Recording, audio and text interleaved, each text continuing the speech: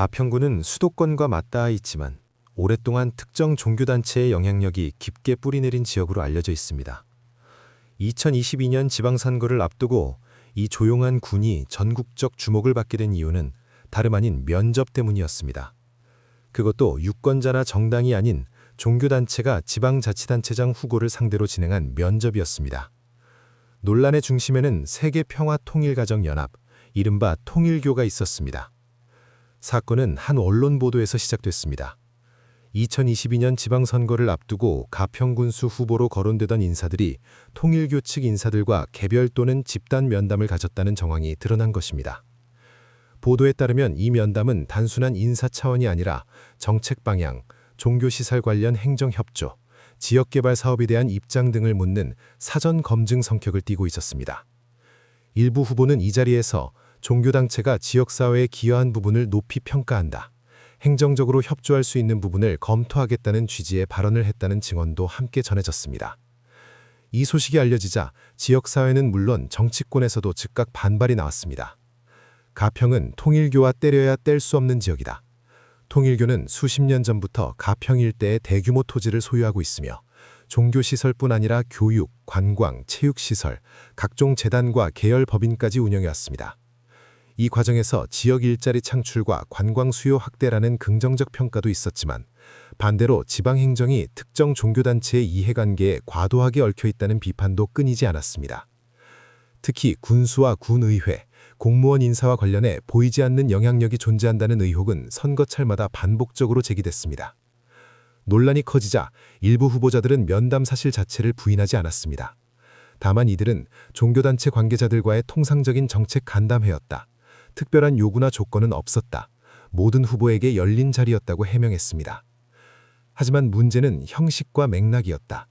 면담 장소는 통일교 관련 시설이었고 참석자는 종교단체 핵심 인사들이었으며 질문은 후보자의 정치적, 행정적 판단을 검증하는 형태였다는 점에서 단순한 간담회로 보기 어렵다는 지적이 이어졌습니다. 일부 시민단체는 이를 두고 실질적인 후보 사전심사, 지역 권력위에 군림하려는 행태라고 강하게 비판했습니다. 대한민국 헌법은 명확하다. 정치는 정치의 영역에, 종교는 종교의 영역에 머물러야 한다고 했습니다. 정교분리 원칙은 종교의 자유를 보장함과 동시에 국가 권력이 특정 종교에 종속되는 것을 막기 위한 최소한의 안전장치입니다. 그러나 이번 논란은 그 경계선이 어디까지 허물어졌는지를 적나라하게 보여준다. 종교단체가 선출직 공직자를 사실상 검증하고 후보자의 입장을 사전에 확인하며 지역 행정에 대한 기대와 요구를 전달했다면 그 자체로 이미 정치 개입이라는 비판을 피하기 어렵습니다. 선거는 치러졌고 군수는 선출됐다. 하지만 논란은 사라지지 않았습니다.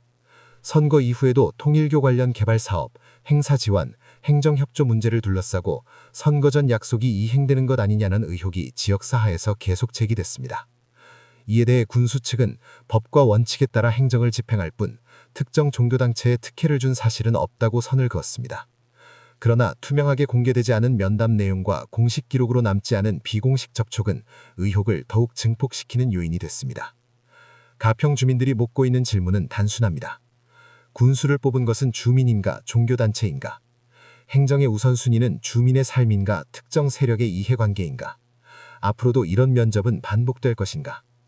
이 질문에 대해 아직 명확한 답은 없습니다. 이번 논란은 개인의 일탈이 아니라 지역 권력 구조의 문제라는 지적도 나오고 있습니다. 대규모 자본과 토지, 조직력을 가진 특정 단체가 소규모 지방자치단체에 미치는 영향력은 선거 한 번으로 사라지지 않습니다. 후보자는 표를 의식하고 정당은 당선을 계산하며 행정은 지역 경제를 명분으로 침묵한다. 그 사이에서 정교분리라는 원칙과 민주주의의 기본은 조금씩 흐려지고 있습니다. 전문가들은 해법이 거창하지 않다고 말합니다. 후보자와 공직자의 모든 외부단체 접촉을 투명하게 공개하고 종교단체의 선거 개입 여부에 대해 선거위나 수사기관이 적극적으로 판단하며 무엇보다 유권자가 이 문제를 잊지 않는 것이 중요하다고 강조합니다. 가평군수 후보 통일교 면접 논란은 이미 끝난 사건이 아니다. 그것은 지금도 계속되고 있는 지방 권력과 보이지 않는 영향력에 대한 이야기라고. 그리고 이 질문은 가평만의 것이 아닙니다. 선거는 끝났지만 검증은 끝나지 않았습니다. 누가 권력을 물었고 누가 답을 요구했는지, 그 모든 과정이 과연 주민 앞에 떳떳했는지. 민주주의는 투표함에서만 완성되지 않는다. 그 이전과 이후 보이지 않는 자리에서 어떤 일이 벌어졌는지를 끝까지 묻는 것. 그것이 이 논란이 우리에게 남긴 가장 큰 숙제입니다. 구독과 좋아요는 영상 제작에 큰 힘이 됩니다.